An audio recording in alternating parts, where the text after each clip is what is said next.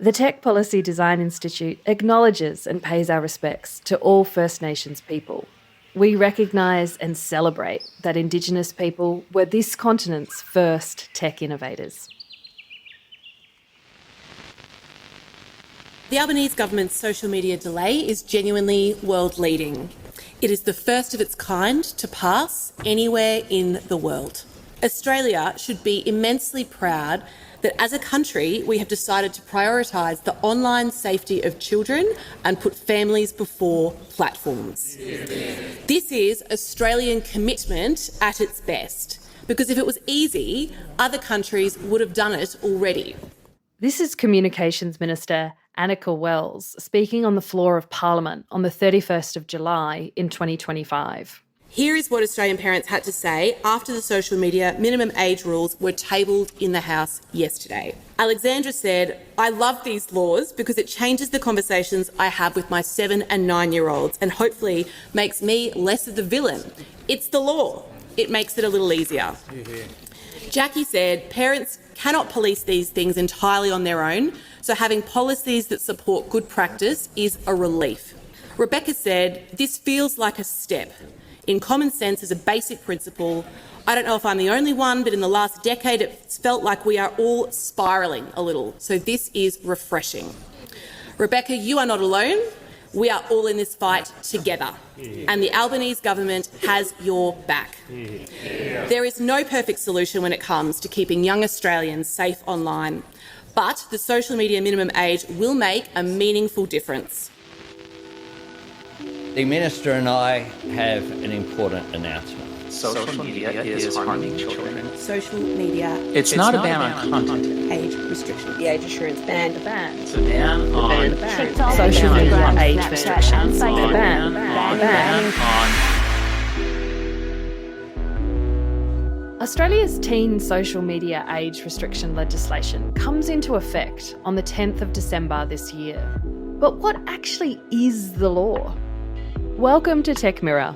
I'm Johanna Weaver, co-founder and executive director of the Tech Policy Design Institute, an independent, non-partisan think tank dedicated to technology policy. In this 5-part series, we're exploring Australia's new social media minimum age restrictions. This is episode 3, Making Sense of the Law. Because let's face it, there are a lot of people talking about this policy, but I suspect most of them have not actually read the legislation. One person who has is tech journalist Cam Wilson. There's really 2 parts to the teen social media ban, the teen social media minimum age, whatever you want to call it. The first one is this idea that they are setting a legislated minimum age for social media platforms that is at 16. At the moment, there's like an industry de facto standard of 13, and so this is raising it up a few years. But to enforce that minimum age, they're also requiring, and by they I mean government, is requiring social media platforms to take reasonable steps to enforce these minimum age restrictions. Because at the moment, while these platforms have these minimum ages, there's nothing making them have to enforce that limit, and so you're seeing a lot of people getting around that. Under this legislation, they're going to have to step that up and take reasonable steps to keep people under 16 from having accounts on their platforms. Another person who most certainly has read the legislation is the eSafety Commissioner, Julie Inman Grant. The social media minimum age bill is meant to raise the age at which young Australians can have and hold a social media account to 16. And we think that those 3 years between 13 and 16 gives us valuable time to build their digital resilience and their critical reasoning skills. And it puts the onus on platforms to ensure that under 16-year-old Australians do not have or hold an account. So it's not a pure prohibition.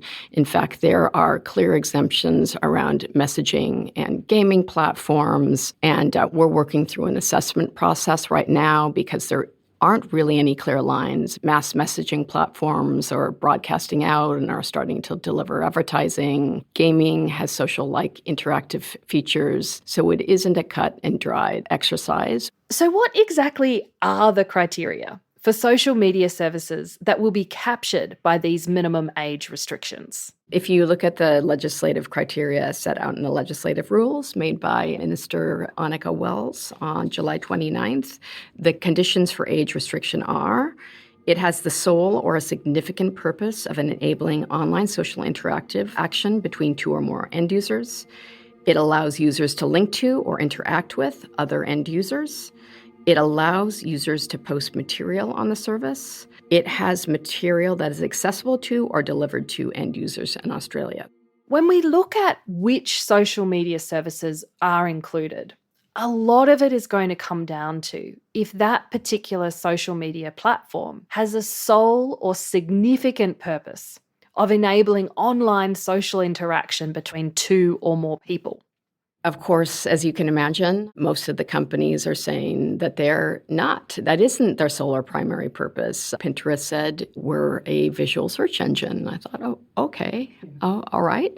Roblox is saying our primary purpose is an online gaming platform. I think that's true, but it has a lot of social features and chat functionality, and the whole idea is to play with friends. And they're actually introducing new functionality, one called Moments that isn't released here in Australia, but it's like Stories. It's social media-esque. YouTube has said they're a video sharing platform. I would argue that there is quite a bit of social media functionality, and there are the harmful and deceptive design features that I'm concerned about. Same with Snap, who refers to themselves as a camera app and largely a messaging app, but Snap streaks are a kind of an addictive design feature. As Julie's just explained, she's working with her team to go through an assessment process. But they can only assess social media companies against the criteria that are set out in the legislation. And it's notable that the definition in the law doesn't include any requirement to assess harm. Rather, it focuses on the questions of, does the social media service have the sole or primary purpose of social interaction or posting? Then you've got the eSafety Commissioner, whose job it is to actually enforce this law.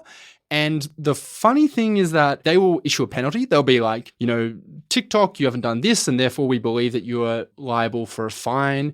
And then TikTok can challenge that. And then ultimately that goes to judicial review. And a judge will decide if TikTok qualifies under the law as this platform. Now, I don't exactly know what's happening in the eSafety Commissioner's office, but I imagine that must be a little bit frustrating for them because they actually don't know for sure who is going to be an age-restricted social media platform or not. Really, it just comes down to a drafting issue where I don't have specific declaratory powers. I guess this is the beauty and also the curse of an independent regulator. You're given a piece of legislation and it gives you parameters, and then you have to actually figure out how it works in practice. Yes, you are understanding that right. All of this confusion about which platforms are in and which platforms are out, that's because the law doesn't actually give the eSafety Commissioner the power to declare which companies are covered and which are not. Now, there are some people who will say that the eSafety Commissioner, as a non-elected official, shouldn't be given that type of power. But any such concerns could be addressed by making any formal list from the eSafety Commissioner a disallowable legislative instrument. This means that any list that the eSafety Commissioner prepares would need to be tabled in Parliament for the elected politicians to either accept or reject, thereby acting as a check and balance on the eSafety Commissioner's power. Now, the legislation as it passed through Parliament does give the Communications Minister, Minister Wells, the power to declare services in and out. Minister Wells has used that power to exempt classes of services from the law, so email, messaging and gaming. But as at the time of recording, she hasn't used that power to include or exclude specific companies. This is possibly because any such rules are also disallowable instruments, which means that they have to be put to Parliament for approval. And while the law had strong bipartisan support, there is less unity when it comes to this question of which social media services are in and which are out.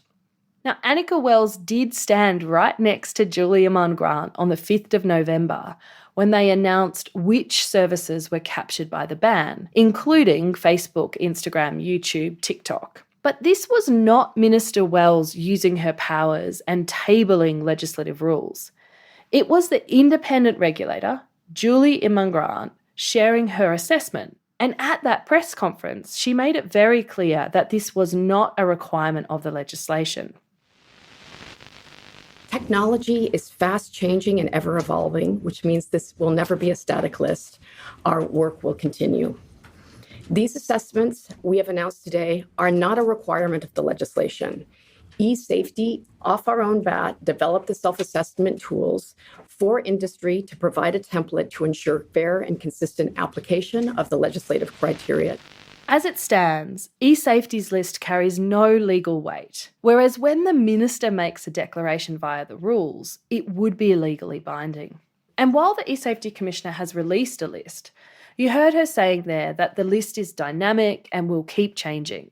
eSafety's website says that they will not be considering every service before the 10th of December, presumably because they just don't have time. eSafety have also said that they're prioritising those services that have the greatest number of Australian users under 16 with the greatest risk of harm. So while we do have a list of platforms that are included, that list is not the complete list. Many more platforms are captured by the law. But unless the minister chooses to use her powers to provide greater clarity, the services are left essentially self-assessing whether the law applies to them.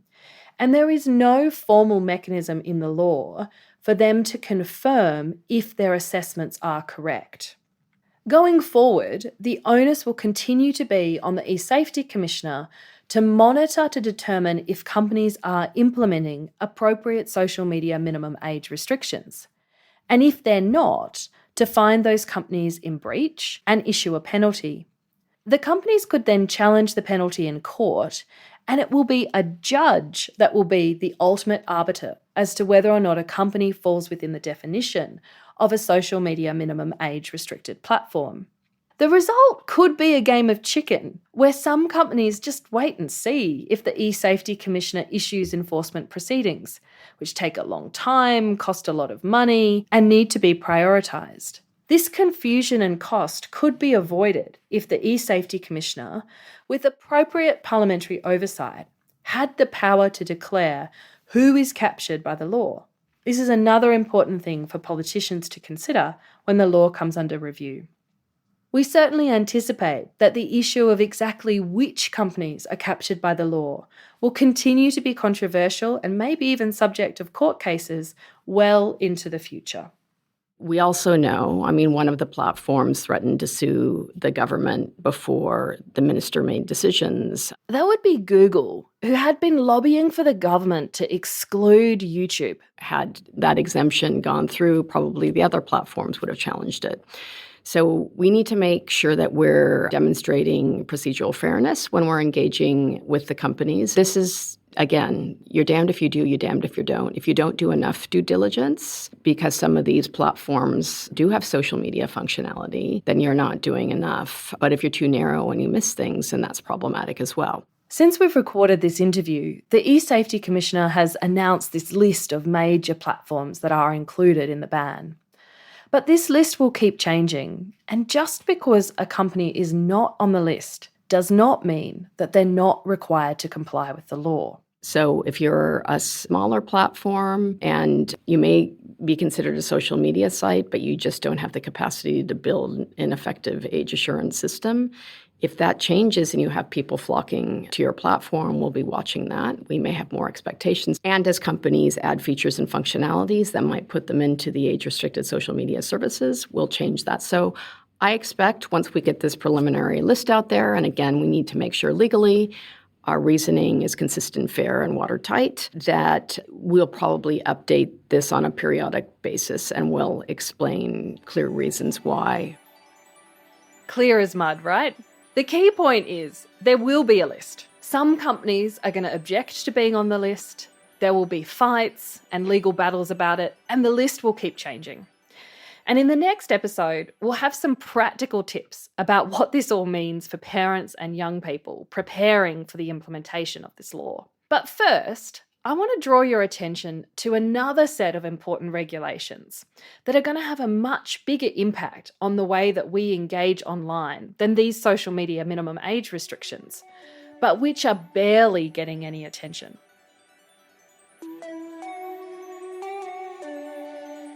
Back in 2021, there was a big reform of Australia's online safety regime. It introduced something called the Basic Online Safety Expectations, otherwise known as the BOS, and industry codes.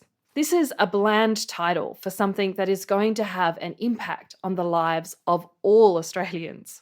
The co-regulatory codes and standards were actually a feature of the Online Safety Act of 2021, but they were so complex, we agreed with industry in 2021 that it would effectively be between 17 and 24 codes, not just one code, and that we would divide them into two tranches. So we dealt with phase 1 codes first, which dealt with illegal content like child sexual abuse material and TVEC, because the companies had systems in place to deal with illegal content. It took 4 years and it was not a smooth process.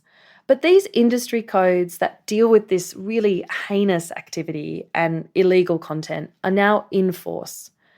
Most of us have probably not noticed because, quite frankly, this is the type of content that we hope no one is ever looking for. But these codes do impose significant obligations on companies, for example, requiring gaming platforms like Roblox to take measures to ensure that their platforms are not being used to facilitate online child sexual exploitation. With this first tranche of codes in the bag, Julie and her team turned to the tranche 2 codes. So really what the phase 2 codes are about is preventing under 18s from accessing harmful content, class 2 content, like explicit violence, pornography, suicidal ideation, and disordered eating. So that's actually preventing young people from accessing content, while the age restriction is really about lifting the age that Australians can join social media. This is a really important point. The social media minimum age restrictions delay the age that kids can have a social media account until 16. But the industry codes that come into force on the 28th of December and in March next year prevent people under 18 from accessing what was sometimes called lawful but awful content. This is basically what traditional Australian media classification rules refer to as R-rated content, that is restricted content. And while the social media delay only applies to social media, the codes apply much more broadly to search engines, gaming, messaging apps, websites. Here's Julie explaining what will happen after the social media age restrictions come into play. Although they will still be able to access gaming and messaging. And of course we know that when kids migrate to these other services, that doesn't mean that these services are necessarily safe, and we'll make sure that we underscore that. But we also know that the harms are going to migrate because really when you're talking about things like image-based abuse, which is the non-consensual sharing of intimate images and videos, or cyberbullying, these are human behavioral issues. Social interaction through these technology platforms facilitates.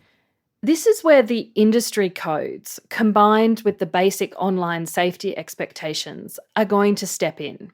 And frankly, the impact of these industry codes is going to be much greater than the social media age restriction law. Let's take an example of something that many of us are concerned about: AI chatbots. Now, these are not considered to be a social media age restricted service and are therefore not captured by the ban. We started hearing in October last year from school nurses that 11-year-olds were spending up to 5 or 6 hours on AI companions, including sexualized chatbots. And so we looked into it. They felt addicted to them. They felt that these were quasi-romantic relationships. So in February, we put out our first online safety advisory around AI companions and chatbots. And as we were negotiating with the industry around our co-regulatory codes, they initially pushed back on preventing under 18s from accessing pornographic, self-harm, suicidal ideation, disordered eating content that was in text form. They said, this is meant to be videos and photos. And I said, no, these sexualized chatbots are actually inciting young people to engage in harmful sexual acts. You need to cover text as well. And to our great delight and surprise, the industry did step up and put forward a code that covers AI companions and chatbots. California has just followed suit, and I suspect there will be more laws around the globe that will start to tackle this. So it's not just Australia's social media minimum age restrictions that are world leading. We are doing a lot that is world first. The social media minimum age restriction is a restriction on access to a social media account, but it won't prevent young people from accessing content. But these new industry codes will restrict people under 18 from accessing Class 2 content. That is explicit violence, pornography, suicide ideation, and disordered eating. Not just on social media, but wherever it is found online. Search engines, games, messaging apps, websites, and AI chatbots. From the 27th of December, the biggest change that you'll see is that search results that return pornographic images, for example, will be blurred out. People will still be able to click through on those results and see the pornographic images. But from March next year, when you click on those results, you will be required to prove that you are over 18 before you see the content. This will apply to porn, but it will also apply to content that is extreme violence, that encourages suicide or disordered eating, or even predatory gambling. These new codes have been in the works for years, but they're coming into force at around the same time as the social media age restrictions, and I think it's highly likely that these two laws are going to be conflated. And so you, dear listeners, can be one of the informed Australians that helps explain at your dinner table, the barbecue, or perhaps at the sports field, what the difference is.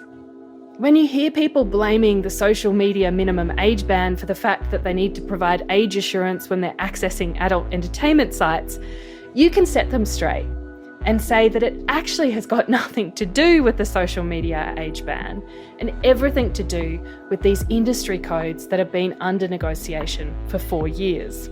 And if you are having those conversations, no doubt the next question that you're going to get is, well, how exactly am I going to be asked to verify my age? So let's ask an expert.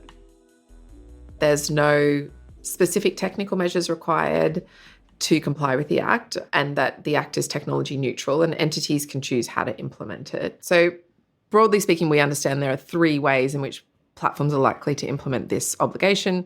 The first is age estimation, the second is age verification, and the third is age inference. This is Carly Kind. She's Australia's Privacy Commissioner. And while the eSafety Commissioner is responsible for implementing the safety dimensions of the social media minimum age restrictions and the industry codes, it's Carly's job to ensure that the companies that are using age assurance technologies do so in a way that respects Australians' privacy.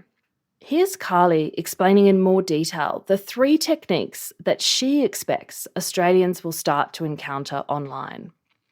Age estimation is when they use a technical process of analysing your facial features or other physical features in order to guess how old you are. This could be by getting you to take a selfie using your phone or a computer. Age verification is give us a copy of some kind of government-issued ID that verifies how old you are. And then the third is age inference. And age inference is when a platform might say, okay, we already have all of this data about you. We think that we can probably guess how old you are based on what kinds of posts you like, or what times of day you log in, or what you've said in your profile, that you're captain of your school netball team, for example. So those are the 3 buckets of approaches we think that entities are likely to use. So much of the focus of the public conversation around age assurance is on the first 2 examples that Carly just gave. Age estimation, that's when they take a selfie and estimate your age, and age verification, when you're uploading some kind of ID document. But age inference, when companies use your existing data, is also going to be really important. And there are a number of efforts in train by tech companies to improve the accuracy and effectiveness of this particular technique. The eSafety Commissioner was recently in the US, where she met with a number of the big tech companies, and this was something that came up in her conversations. One of the great things we learned from our meeting with Apple is they now have an age API, which is what a lot of the social media companies have asked for, so they can get an additional signal that they're about the ages of their users. And they're actually classifying their apps now according to 16 plus and 18 plus, which is helpful for both of these. So great job to Apple. They've really lifted their game. But I'm encouraging parents to use these parental controls to vouch so that these signals can go from their devices or the app stores to these platforms. And the more these companies have other signals that are de-identified and are privacy preserving, the more age inference information they'll be able to have. Of course, each age assurance method comes with its own trade-offs between privacy, accuracy, and practicality.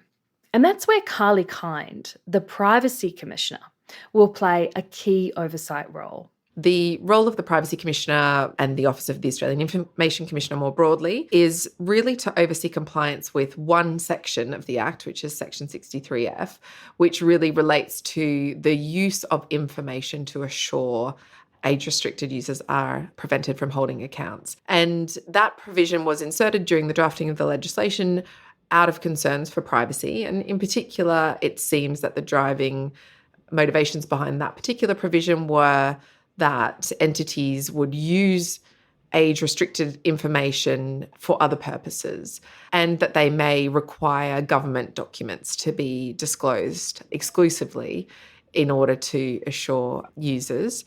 So the provisions of 63F essentially require, where social media platforms are collecting data for the purposes of assuring an individual's age, that they only use it for that purpose or for any other purposes they articulate when they're collecting the data, and that they delete it or destroy it as soon as they have done that process of age assurance.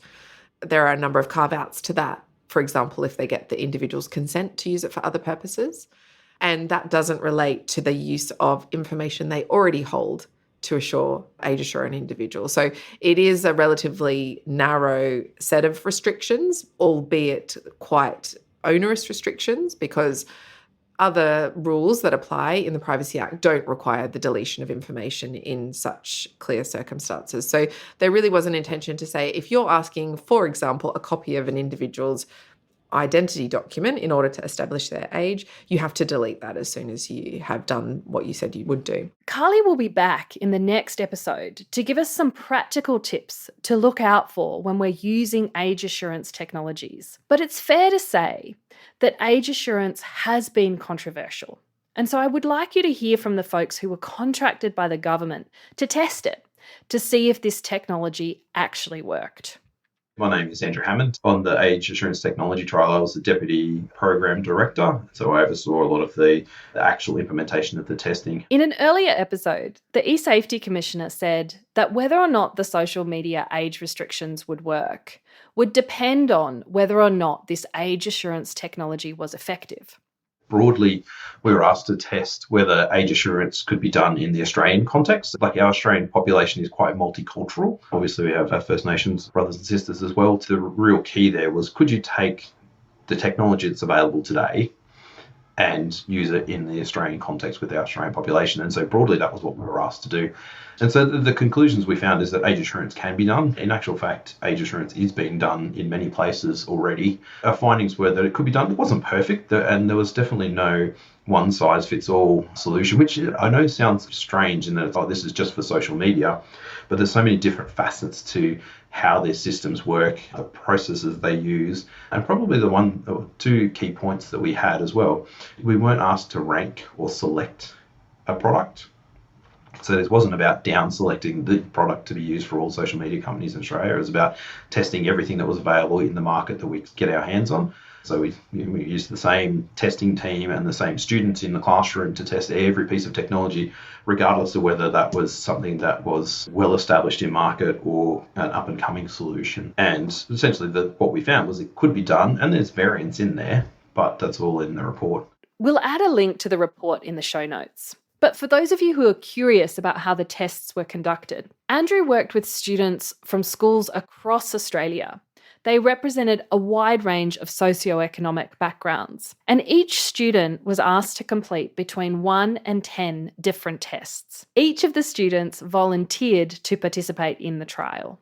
We had a range of companies put forward their technology, and we built an interface to connect their technology. So what that allowed us to do was to walk anyone who was doing the testing through. We captured a little bit of their information about their demographics, so how old they were, just based on age, month and year of birth, not date of birth. We didn't want any identifying information to be captured. And then we would throw to a different challenge. So between 1 and 10 different types of technology would be presented to the user, and they would then step through. Sometimes that was a facial age estimation. Other times it would be a bit more dynamic. Sometimes there was a need for ID. Other times there was a need for hand movements and stuff like that. And so we would do that, and then we would get the result back from that vendor that would either estimate or verify the age of the participant. So there was a fair few test results to wade through. So the technology has been tested, and there are options that are available to the platforms to use. What is this going to look like in practice for us? What are we most likely to encounter online if we are asked to provide age assurance?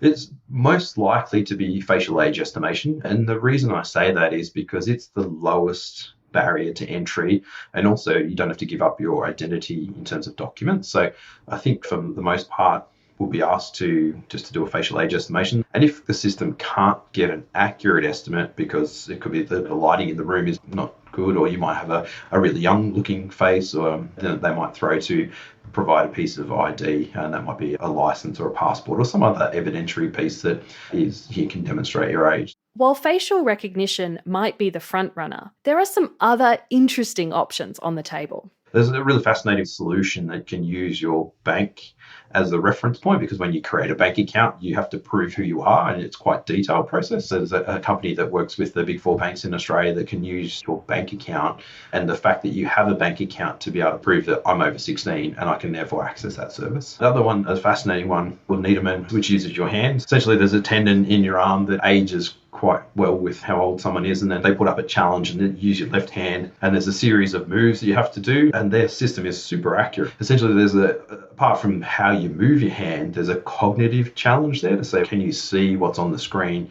replicate that with your hand movement and then do it, and then also is your hand stable when you're doing it, because obviously if you're quite young, a toddler, that cognitive ability is going to be a bit tricky. And then equally, if you're an older person, the stability in your hand might not be there, so there might be some movement and stuff like that. So it's a fascinating approach there. So it could be as easy as showing your hand to the camera and doing a couple of hand movements, and that could get through. So yeah, there's definitely a variety of ways that someone might be able to demonstrate their age. Some of these options sound high-tech, and they all raise an important question. Just how accurate are they?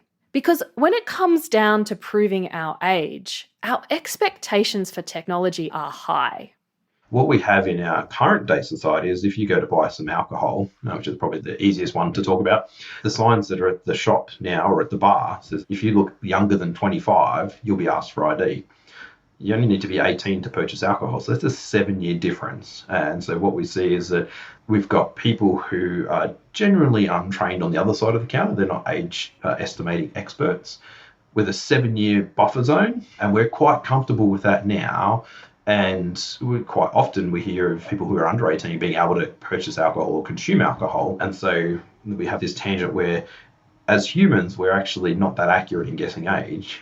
But when we look at tech doing it for us, we want it to be near 100%. So then there's a tension to manage in that space. Again, we didn't pick the particular tech that should be used, but there is definitely a multitude of tech out there that could be in the high 90s. And if you think about that, what does that mean practically? It means that 9 out of 10 people that go through will get their age within 1.5 years to 18 months, and they'll sail on through, or they won't get through, like they'll be blocked.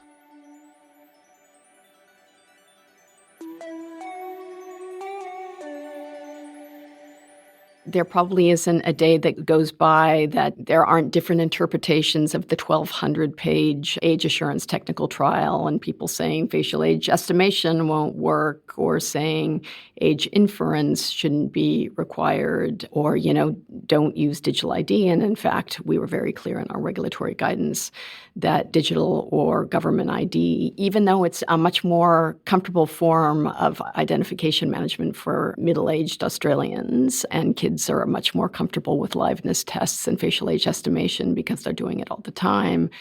A successive validation or waterfall approach means you're not going to use a single facial age estimation scheme and, that's it, that's determinative. Platforms today, particularly the major ones that are likely going to be age-restricted sites, we all know they have a lot of data on us and can target us with deadly precision around advertising. They know how old we are. They know what color our hair is, et cetera, et cetera. They can do the same with age. They just haven't had to in the past. And so a lot of them are using age inference. There's a lot of promise in multimodal LLMs to help scale this more effectively. But they'll need to use multiple ways of assessing age. And we've also said in the regulatory guidance, we know that there are going to be people who are missed, so they have to have discoverable, usable, and responsive reporting schemes so that parents or educators can say, hey, this young person is on when they shouldn't be. And they're going to have to work through how they prevent malicious deplatforming. But we've also said there needs to be an appropriate appeals process if they overblock or take someone down. That should be up there. So here's the thing.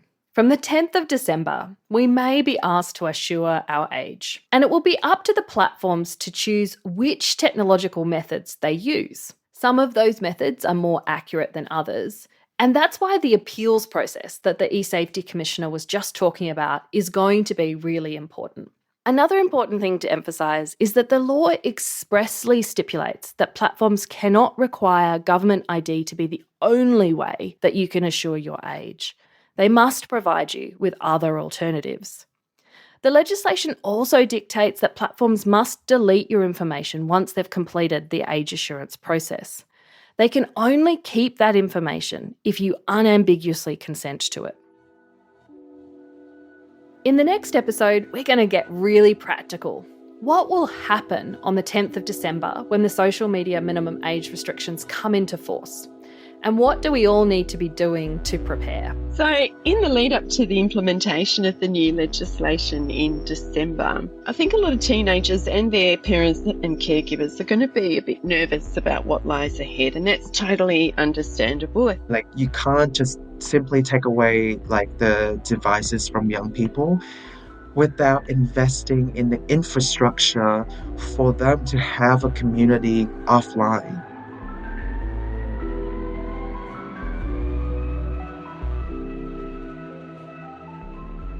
This has been Tech Mirror, a podcast brought to you by the Tech Policy Design Institute. We're based in Canberra on the lands of the Ngunnawal Ngambri people.